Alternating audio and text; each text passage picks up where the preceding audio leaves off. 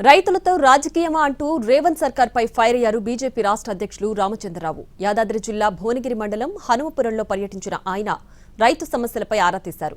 ధాన్యం కొనుగోళ్ల ప్రక్రియను అడిగి తెలుసుకున్నారు. ప్రభుత్వ వైఖరి రైతాంగానికి వ్యతిరేకంగా ఉందని విమర్శించారు.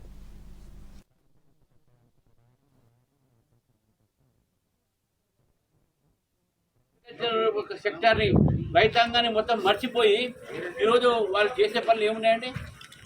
రాజకీయాలు చేస్తూ ఉన్నారు.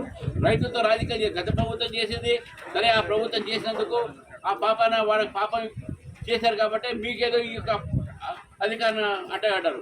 మరి మీరు కూడా ఏదో రైతులు మర్చిపోతే ఎట్లా? రాష్ట్ర ప్రభుత్వం వైఖరి రైతాంగ వ్యతిరేక వైఖరిగా ఉంది. కాబట్టి ఇప్పటికైనా తుమ్మల నాగేశ్వరరావు గారు, రేవంత్ రెడ్డి గారు ఇద్దరు మీరు రైతులను పట్టించుకోవాలి. పట్టించుకోకపోతే రైతులు సంబంధించిన దాంట్లో భారతీయ జనతా పార్టీ తప్పకుండా దీనిపైన మేము ఆందోళన చేస్తాము. మా కిసాన్ మోర్చా కూడా దీని ముందుకు